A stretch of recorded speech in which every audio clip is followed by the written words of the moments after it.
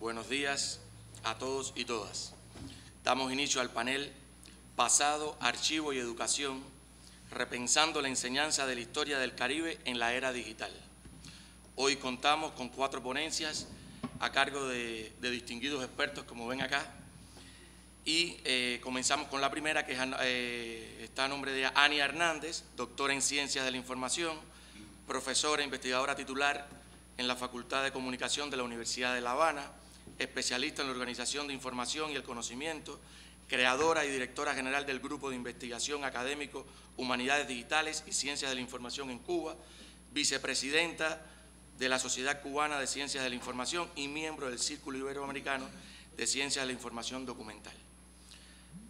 Con la ponencia Humanidades Digitales y Nuevas Pedagogías en la Extracción del Conocimiento de las Actas en la Sociedad Económica de Amigos del País en La Habana, 1793-1900.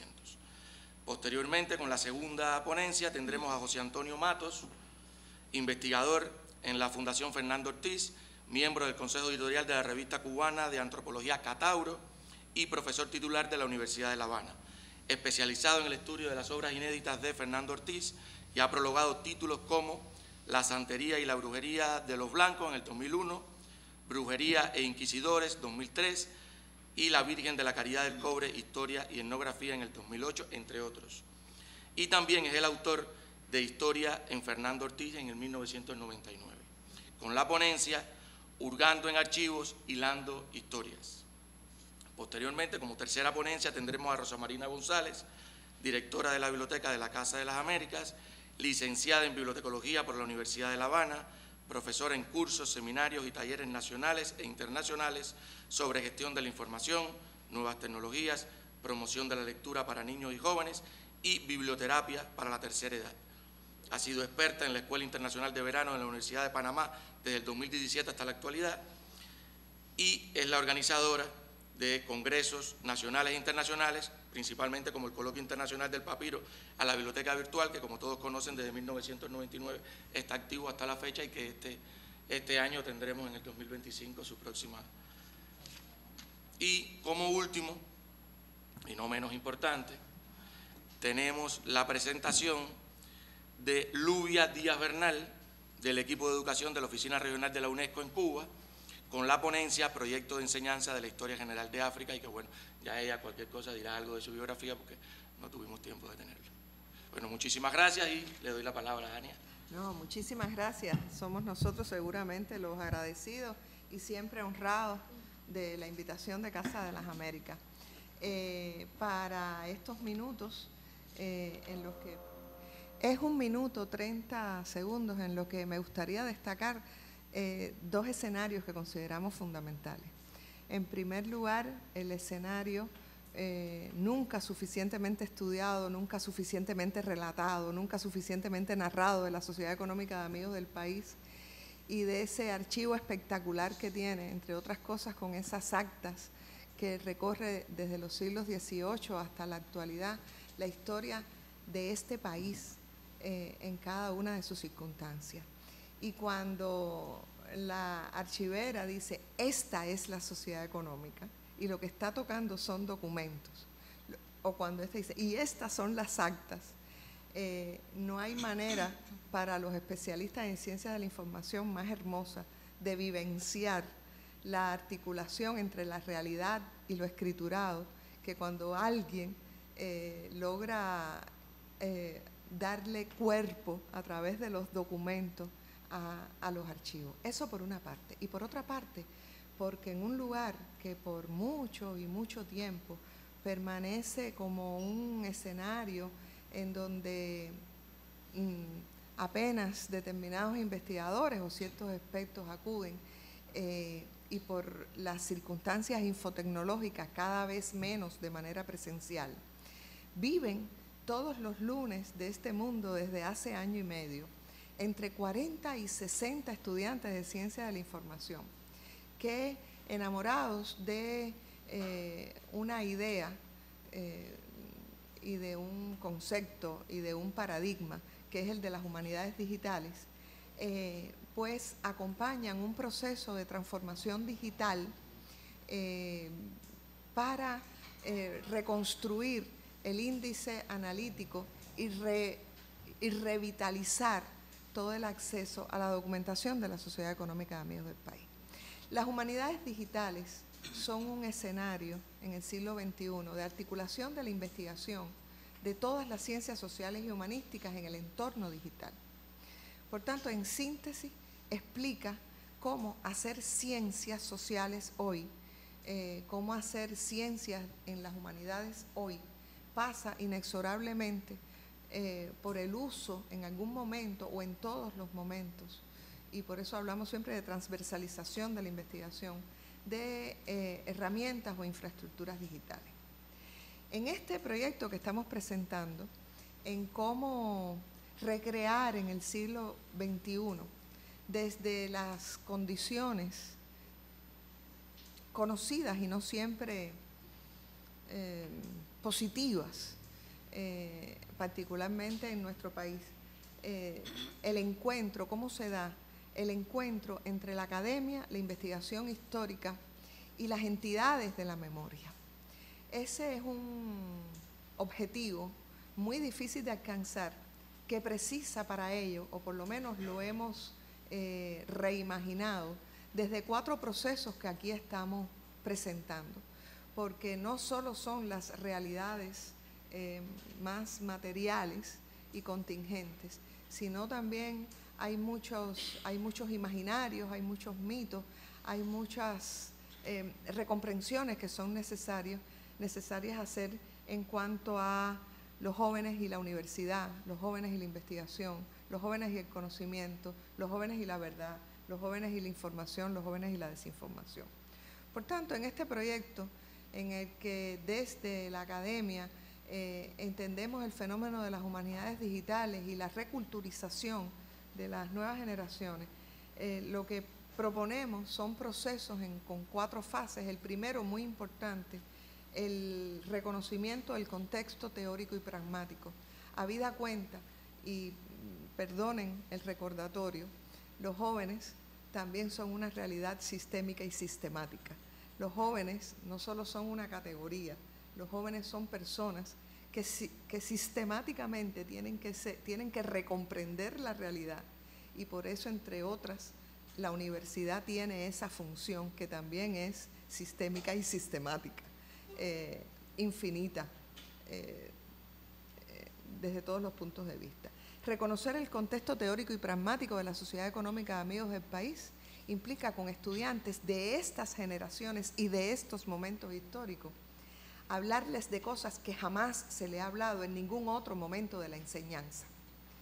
Y por tanto, para nosotros es estratégico ese contacto vivo, no solo en las entidades de la memoria, sino con las personalidades que tienen relación con ellos, y son escenarios que los estudiantes universitarios disfrutan, porque apenas son líneas o palabras que alguna vez en algún libro de historia, si acaso, o en alguna proyección televisiva, si acaso, han tenido contacto. Por tanto, ese proceso de contextualizarlo, no solo desde el punto de vista teórico, sino desde el punto de vista pragmático, ¿qué son? Pues, ¿qué son esas entidades desde esos escenarios? ¿Qué hay más allá de las piedras y cómo ha transcurrido esa relación a lo largo del tiempo? Es muy importante. Cuando estamos en estos escenarios y vemos esas líneas de tiempo, decimos, eso es lo que necesitan todos los jóvenes en todos los tiempos. Maneras agradables, maneras vistosas, maneras cromáticas, maneras inteligentes de reconectarse con esa realidad. Un segundo momento que tiene que ver con las coordinaciones siempre complejas entre los momentos logísticos y los momentos técnicos. Porque trabajar con decenas y decenas de estudiantes en entidades que además tienen sus propios imaginarios de silencio, de no tocar, de no estar, esas realidades asépticas un poco se contaminan cuando hay mucha gente que vive el siglo XXI de otra manera, que entiende la historia, las tecnologías y las realidades de otra manera, y por tanto hay muchos ajustes logísticos y técnicos que hay que hacer.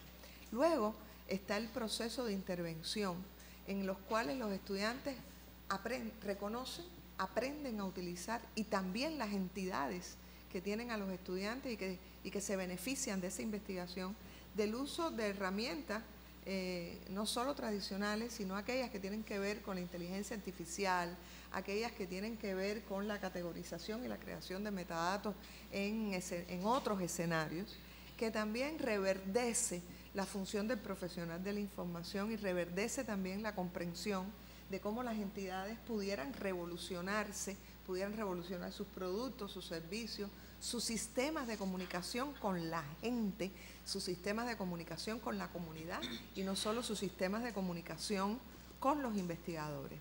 Y luego el proceso de evaluación o salidas, en la que, como ustedes podrán percibir, hay un conjunto de productos que no son exámenes, que no son preguntas escritas, sino que son productos comunicacionales, como evidencias de la transformación digital de los documentos históricos del siglo XVIII hasta la actualidad, en forma de audioactas, de audiovisuales, de blogs, de sitios web, de canales de YouTube, de infografías, de líneas de tiempo, de mapas interactivos, de nubes de etiqueta, en fin, de todos esos otros recursos que van más allá de los documentos digitales y de los registros digitales.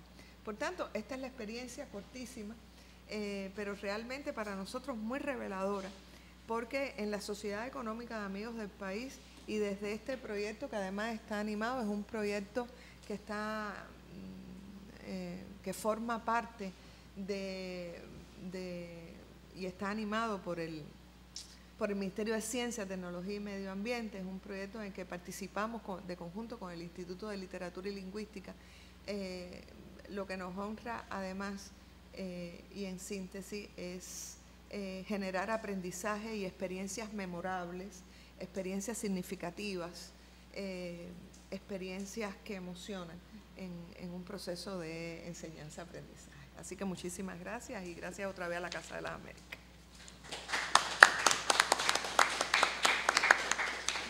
Bueno, muchísimas gracias, Ania, y le damos la palabra a José Antonio Matos. Bien. Bueno, muchas gracias a todos. ¿Se oye, verdad? Sí.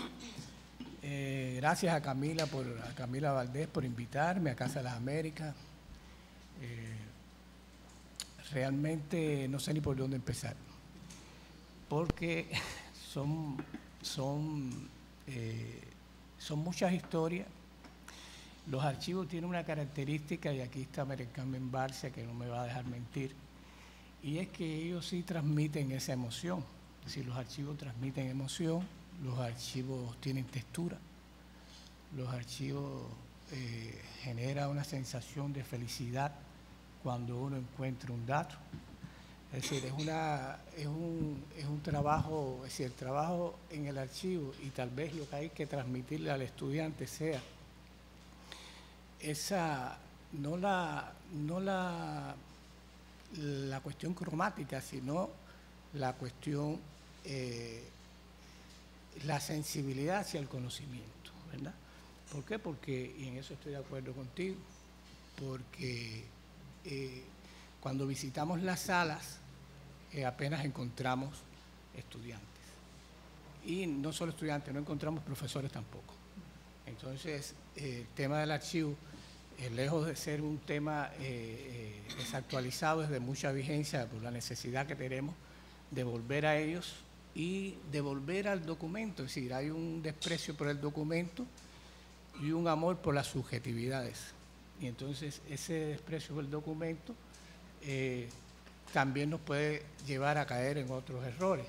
Entonces, yo preparé un trabajo realmente relacionado con una investigación que he estado haciendo hace 2 años, que tiene que ver con la presencia de norteamericanos, de agricultores norteamericanos, como se hacían llamar a principios del siglo XIX, que se van a asentar en la zona occidental de Cuba y van a través de sus relaciones familiares, van a establecer diferentes plantaciones, negocios, es decir, casas comerciales, y me estoy refiriendo a una familia de apellido de Wolf, que en algún momento le pregunté a María Carmen Barcia sobre esa familia.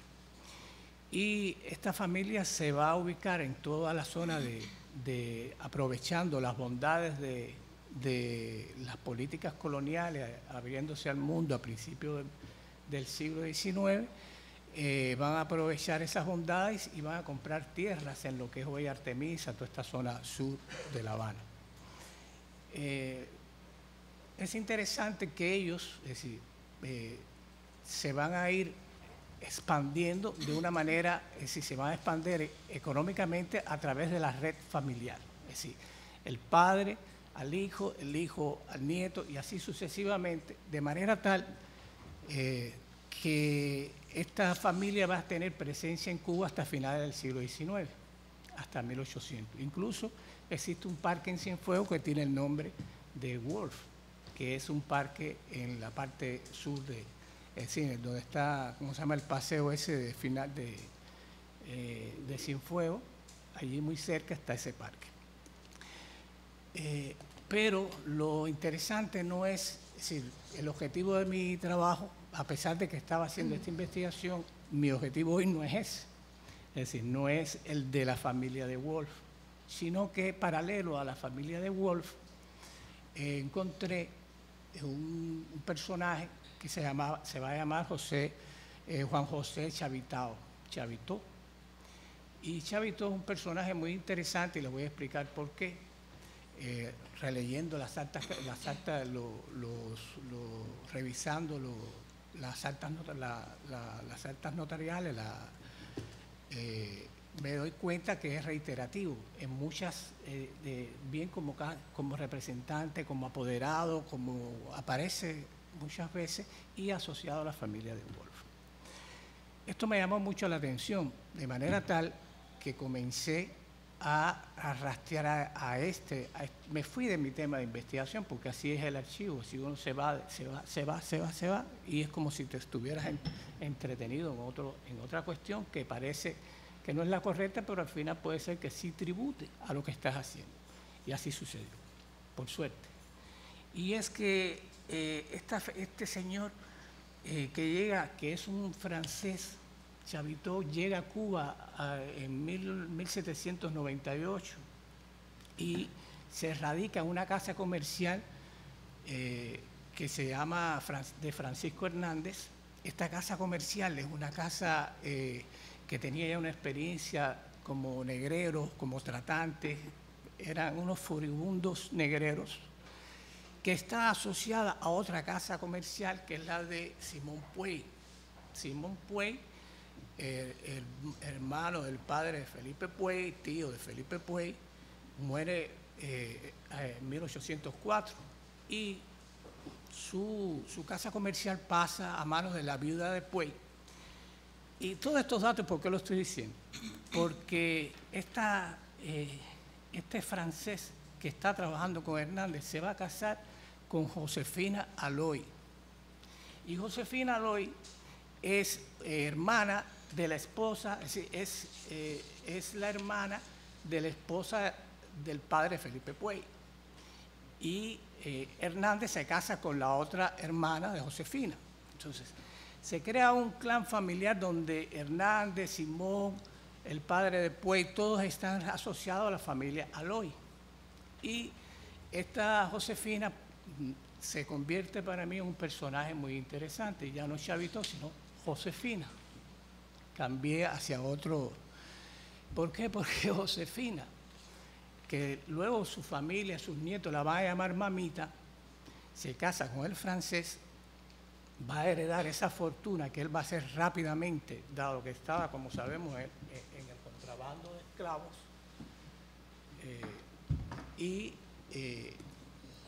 El francés muere tempranamente en 1823. Ellos viajan a Francia antes de morir porque él se va a hacer un tratamiento, después una caída de un caballo, todas esas cosas las fui encontrando, ¿verdad? Y él muere, ella se queda con toda esa fortuna que para la época eran más de 2 millones de francos y tenía más de 500 esclavos, era dueño de varias plantaciones de café, una que se llamaba Serafina, otra la Carlota, todas esas plantaciones aquí en la zona occidental. Es decir, que él, además de representar a la familia norteamericana de Wolf, hizo una fortuna muy grande.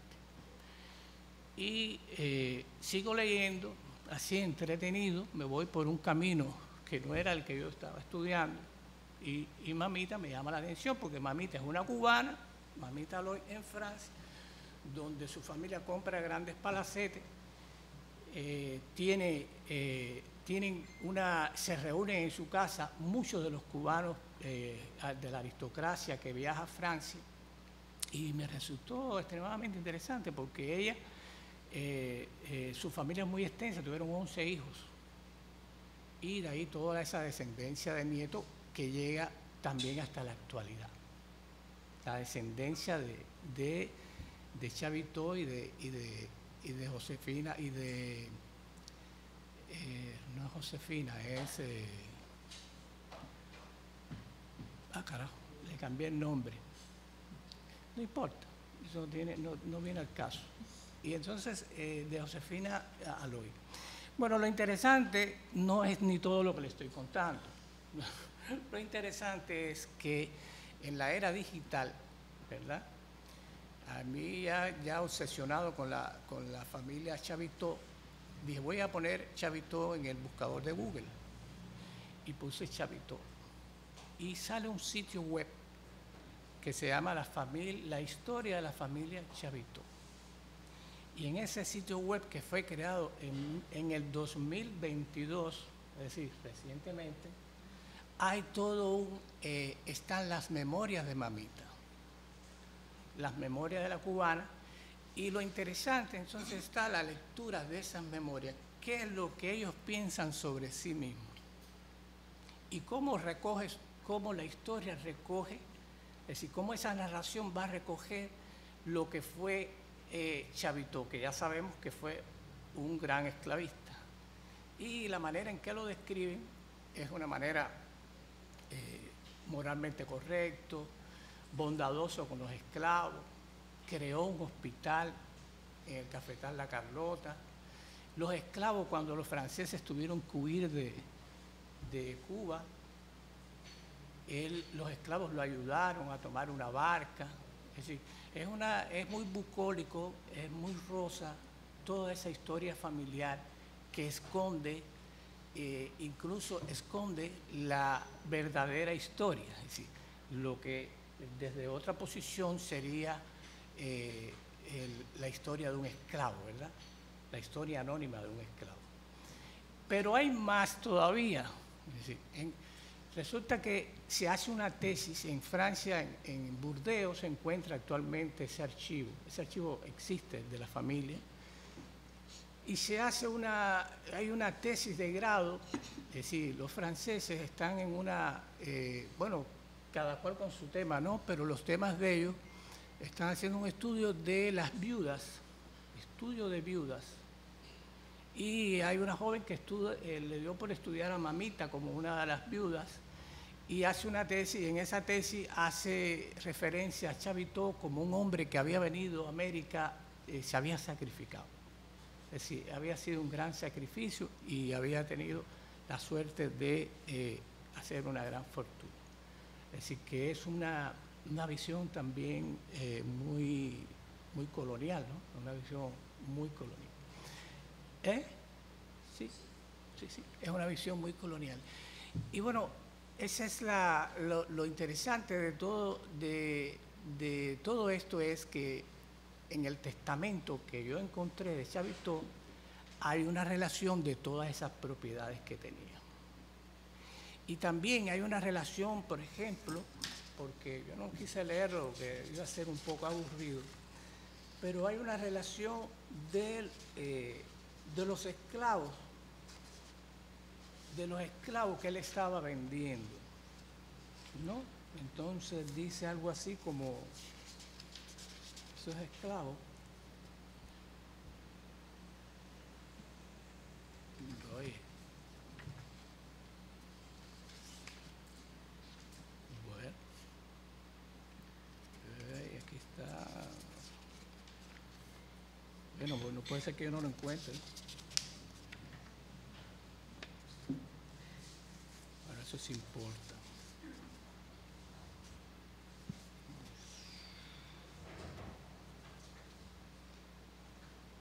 Cafetal de Bristol. Un segundito, por favor.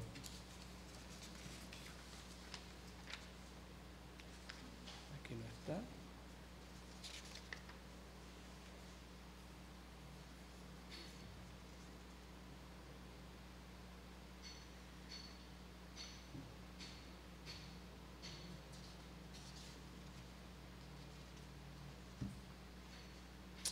Me van a disculpar, no encuentro la lista. En fin, él lo que quería decir es que los esclavos que él está vendiendo y que va a clasificar por nombre, edades, precio, hasta llegar a los bebés. Es decir, cuánto costaba un bebé, cuánto costaba un anciano, cuánto costaba un contramayoral, cuánto costaba un albañil, un maestro albañil. Y lo que me llamó la atención es lo vehemente que es esa lista. Es decir, cuando tú la analizas a la luz de la actualidad, cómo podría ser, es decir, cómo se asume una ética esclavista, cómo se asume una perspectiva esclavista con una naturalidad espantosa. Entonces, eso es lo que quería mostrar. Pudieras presentar, le voy a presentar la página web donde está Chavito, esa es la familia, y Josefina, sus hijos, esas fotografías aquí en La Habana. Ese es José Juan Chavito, Josefina joven.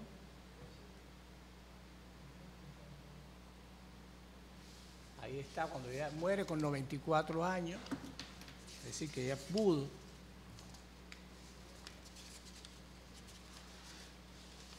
Esos son los lugares donde vivieron en París, que no se puede distinguir bien. La página web tiene diferentes entradas. Entre las entradas que tiene origen de la familia Chavito, la vida de ellos en las Islas Guadalupe, el regreso a Cuba, el retorno a Francia, la relación de ellos, la correspondencia de toda esa familia. Es decir, tiene varias entradas Felipe Puey, existe correspondencia entre Felipe Puey y Chavito. Es decir, que es increíble lo que se está haciendo hoy en el mundo digital, porque yo quise llevar esta exposición hacia esta página web, porque debemos insistir en la búsqueda, debemos insistir en el conocimiento, debemos insistir porque esto es lo que se está leyendo realmente de la familia Chavito y de Mamita. Bueno, muchísimas gracias. Después puedo contestar alguna pregunta.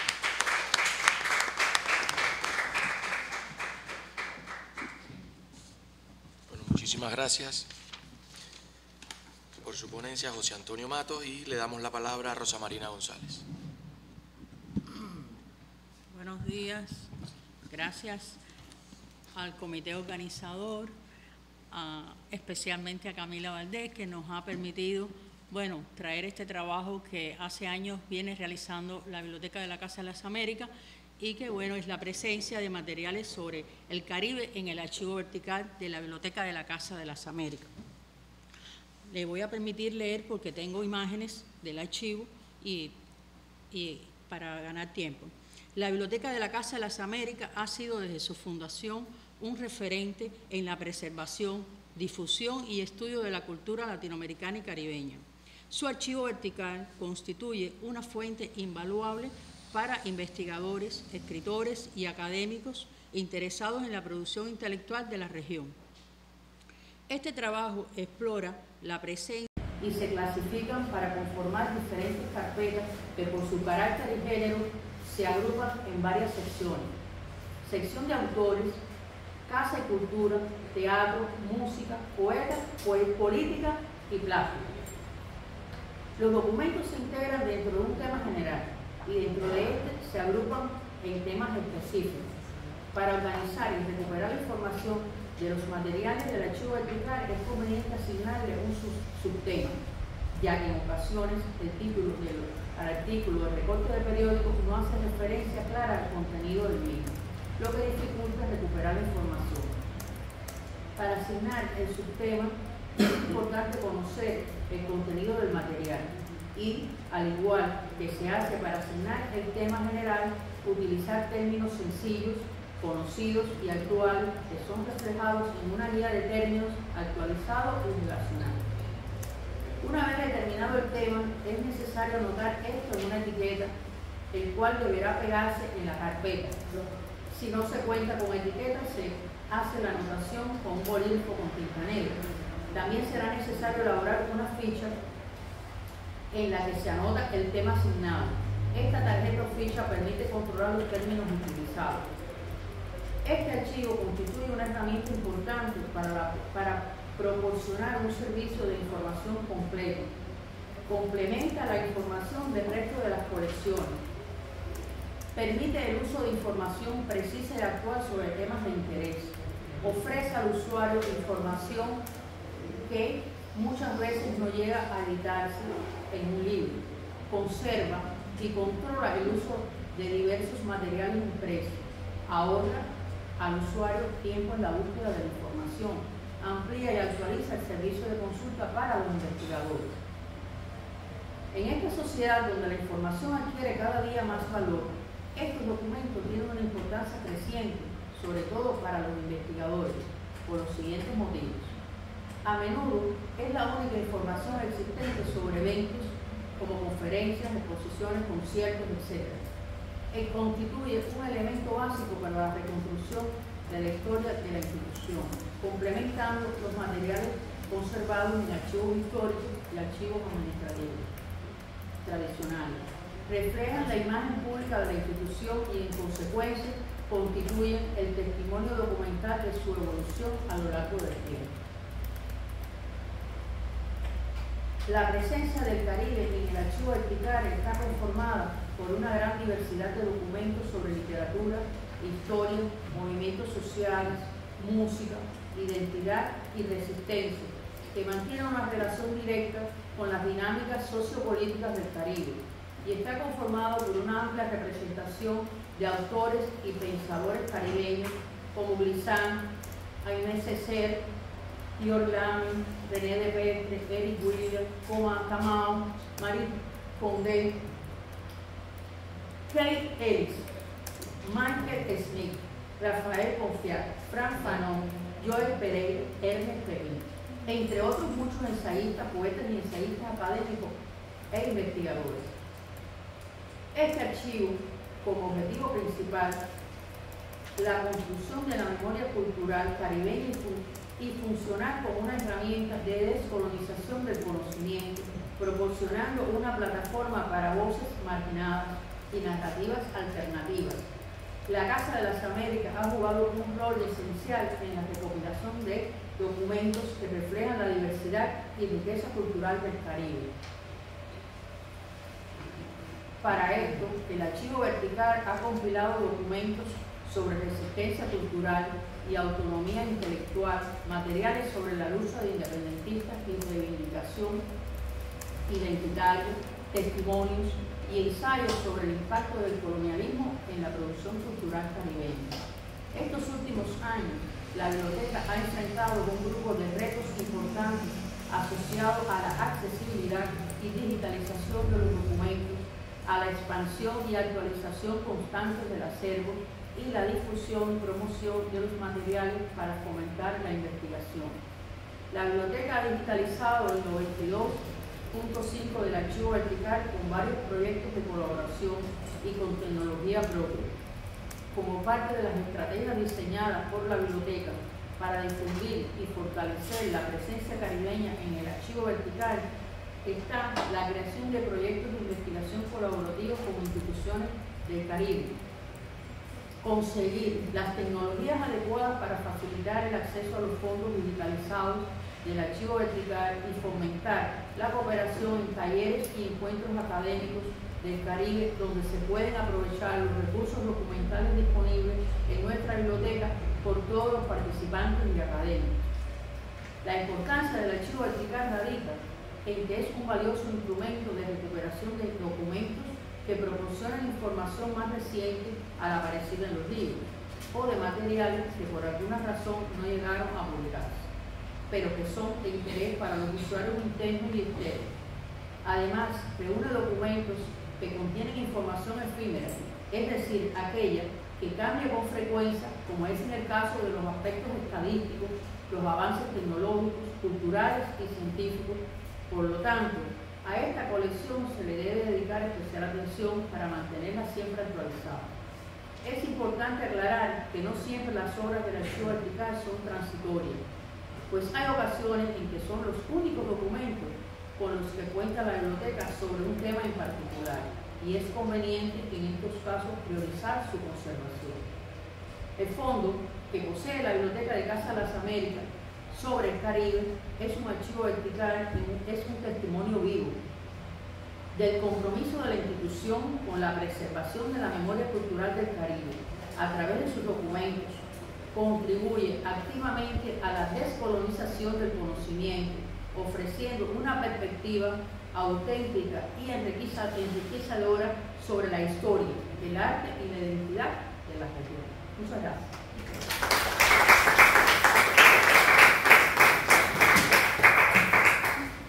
Agradecemos la ponencia de Rosa María González bajo estas circunstancias y le damos la palabra bajo las mismas circunstancias a Lubia Díaz Bernal para que prosiga con su exposición.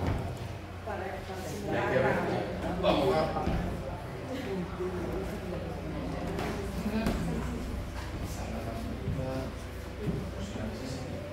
No, creo que no.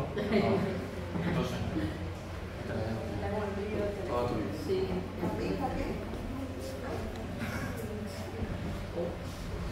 No. Ahí está bien. Sí, para que se vea. Está grabado.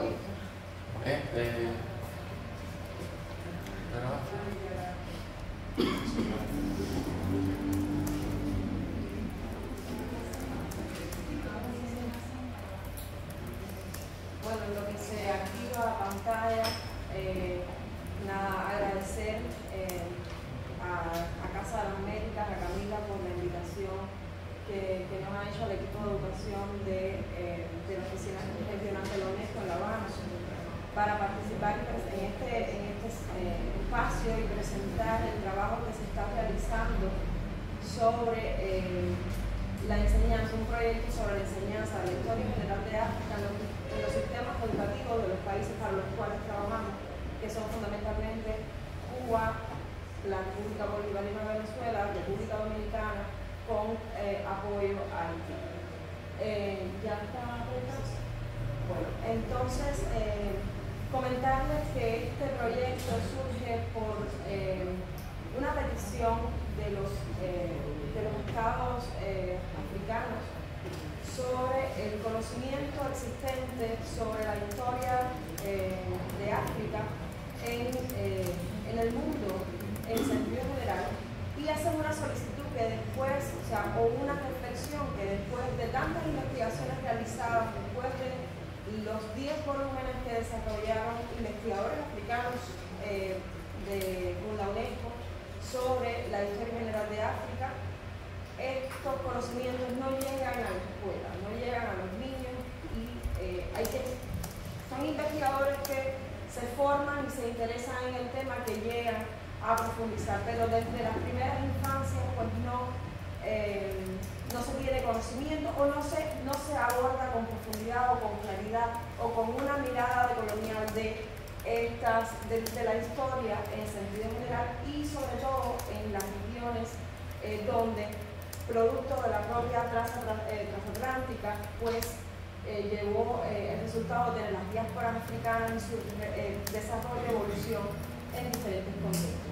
Con este contexto, la sesión de ciudadanía global de la UNESCO en París propone al sector de educación poder coger estos volúmenes y poder empezar un proyecto de cómo poder aterrizar esta información, toda la información, todas las investigaciones que se han desarrollado en torno a esto en los sistemas educativos a nivel mundial. Y acá, con el objetivo, por supuesto, de enaltecer, de generar conocimientos en algunos casos, en los que sea necesario, y en otros, sencillamente llevarlo a la luz pública o llevarlo a los sistemas educativos y a los niños, para poder desde las primeras edades, desde edades tempranas, poder tener conocimiento sobre tanta investigación, sobre tanta historia, sobre tanto pasado turbulento que ha tenido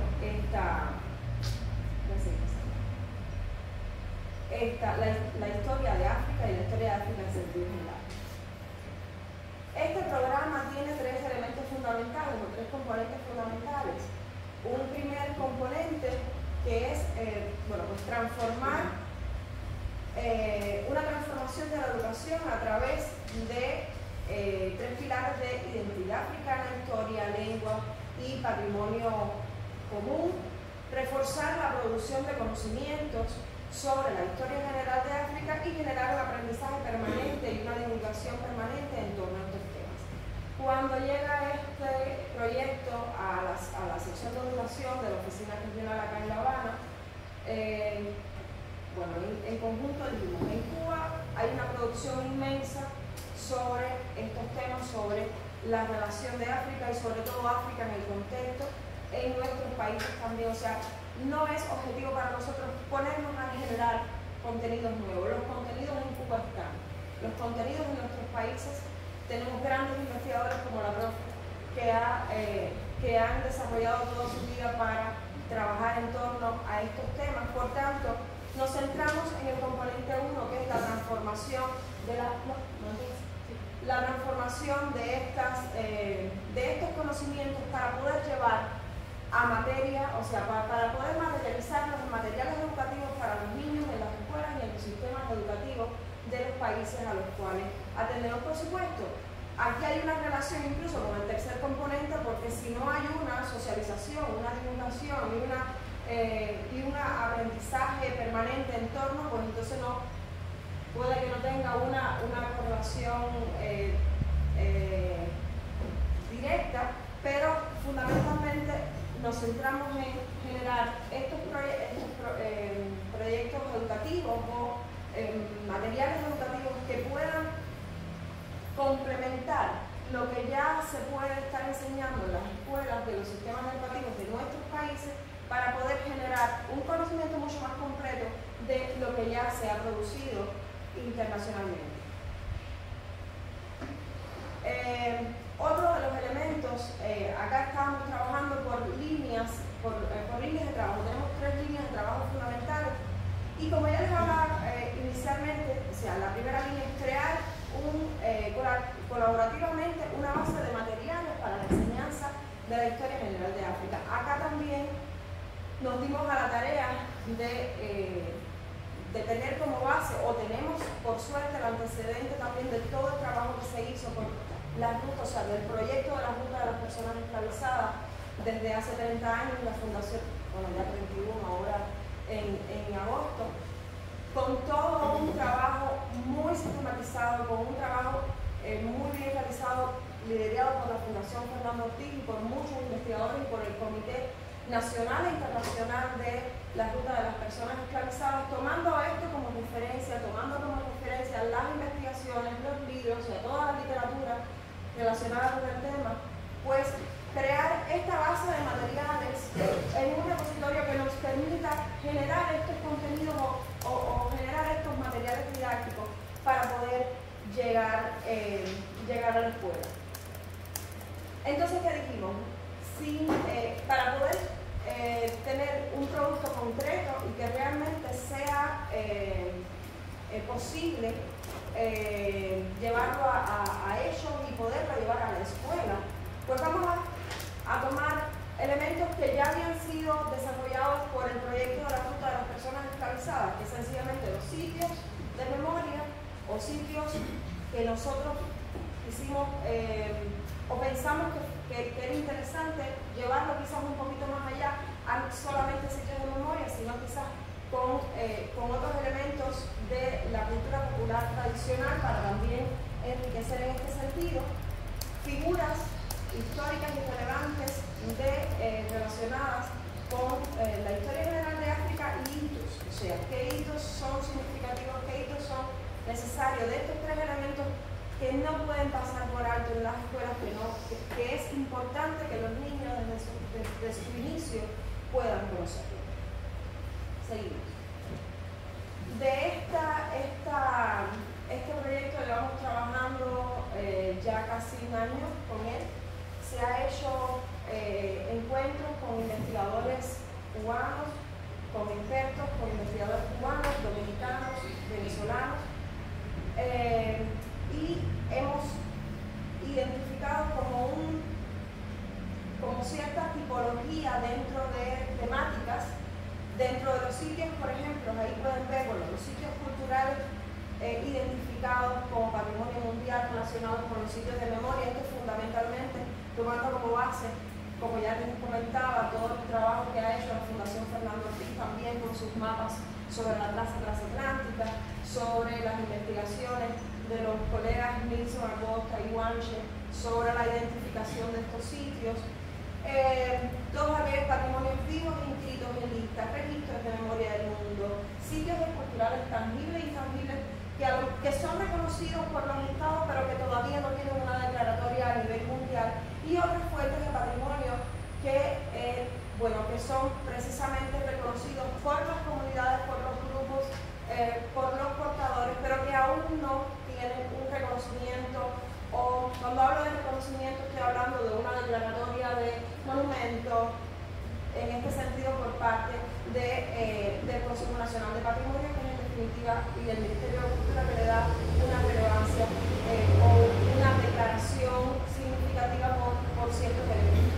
Y identificando también en las segundas investigaciones los palenques, molideros, cementerios, zonas de desembarque ilegales o legales. En ilegales nos resultó un poco más difícil porque ilegal podía ser por cualquier punto de entrada, por cualquier lugar donde hubiese,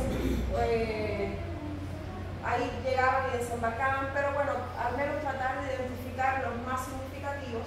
Y bueno, las plantaciones.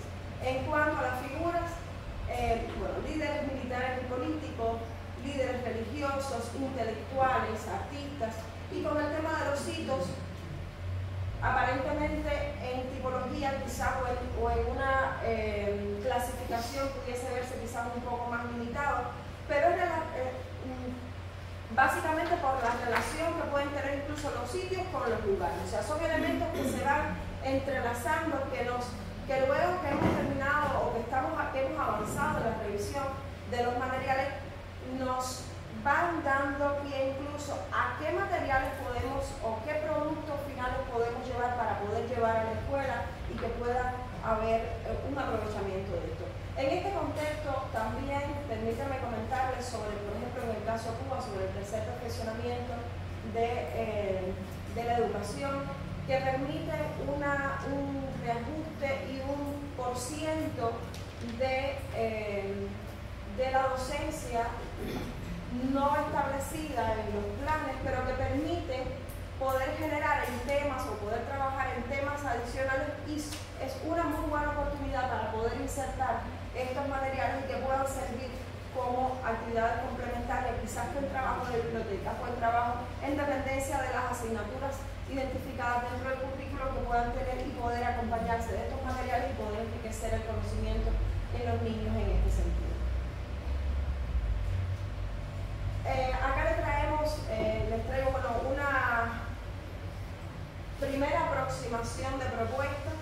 Estamos trabajando felizmente con el grupo Utopics, acá son los encargados de haber hecho la línea del tiempo, que nos acompaña maravillosamente en esta sala, que es un grupo muy fresco de diseño y un grupo de artistas muy interesantes y muy buenos artistas que están trabajando con nosotros y que están, esto se lo digo un poquito más adelante, en el trabajo de la triangulación de esta información, de esta compilación de materiales que se ha realizado a partir de las investigaciones que ya les he comentado, para poder llevar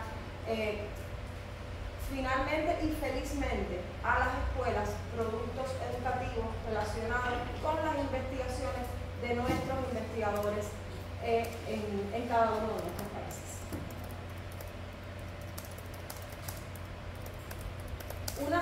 segunda línea es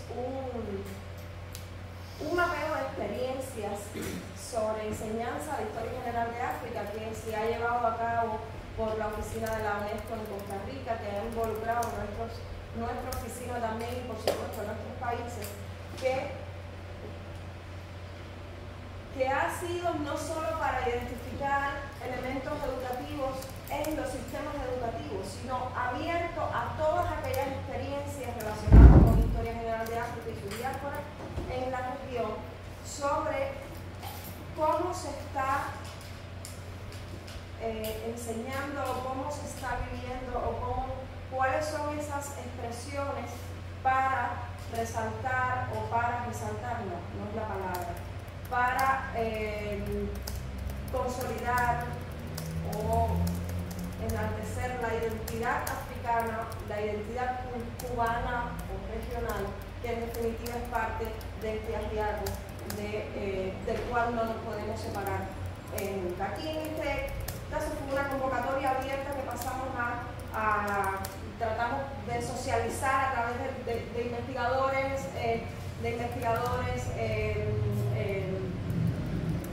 chicos que tienen trabajos de emprendimiento sobre estos temas. Y bueno, tratamos de socializar lo más que pudimos. Por favor, compartan para poder llegar a mayor cantidad y poder tener una representación lo más real posible de la experiencia o de la realidad. Y bueno, tuvimos unas 42 experiencias como ven, una de las mayores recopilaciones de experiencias que tuvimos fueron precisamente en Cuba, con menor representación en República Dominicana, que desafortunadamente todavía es un gobierno extremadamente colonial, extremadamente distante del punto en que necesiten tener un reconocimiento sobre su pasado y su relación con África y su identidad en tal sentido.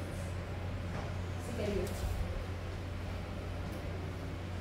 Y acá mostramos, bueno, como otra clasificación de las experiencias encontradas. Bueno, hay experiencias sobre estética, cultura, pedagogía, con un mayor énfasis sobre todo en pedagogía y sobre todo por las escuelas que han trabajado durante 30 años con el proyecto de las rutas del programa de las personas esclavizadas, que aun cuando el programa no está del todo activo, quizás es un programa que fue muy fuerte hace 20, 15 años, sobre todo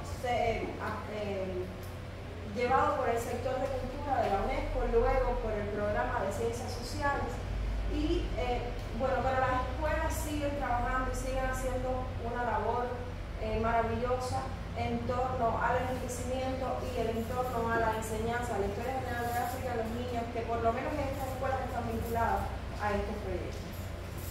Acá otra clasificación o una subclasificación dentro de cada uno de ellos para tener una idea sobre la diversidad de las tipologías encontradas. Y bueno, para avanzar un poquito más y termino con la línea número 3, que es un diálogo regional sobre enseñanza general de África que estamos realizando, que estamos impulsando, al menos en nuestros países y con colaboración con Costa Rica y con los países que atienden la oficina de Costa Rica. Y aquí tenemos como resultado un webinar que se realizó justo en julio pasado como una antesala de la conferencia internacional por el 30 aniversario del programa de la ruta de las personas esclavizadas que se desarrolló en La Habana del 21 al 23 de agosto del año pasado.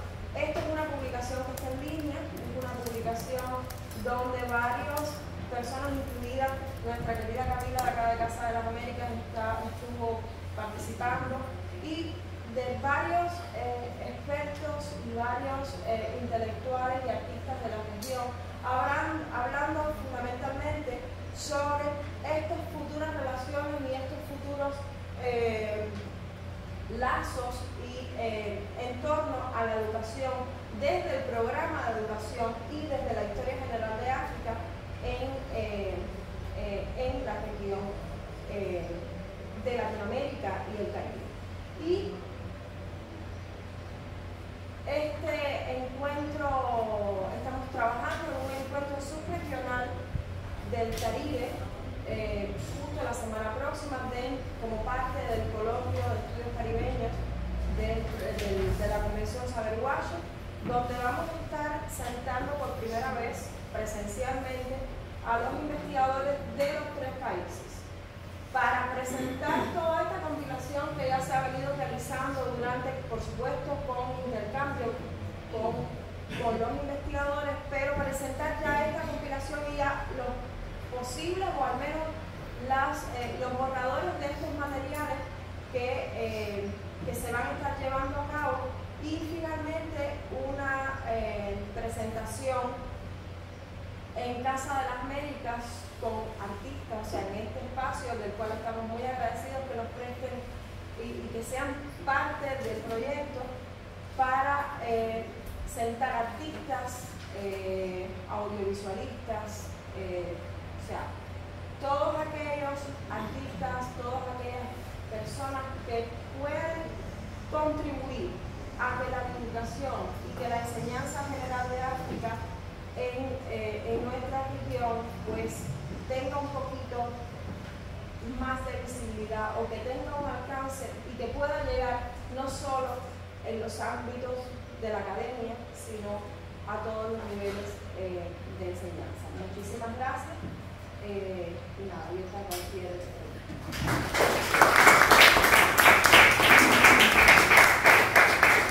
Antes de pasar a las preguntas, quisiera agradecer a los 4 ponentes por estas excelentes presentaciones y decir que creo que de alguna manera queda clara la importancia de los archivos, tanto los archivos tradicionales como los archivos digitales, como este tipo de archivos, el archivo vertical.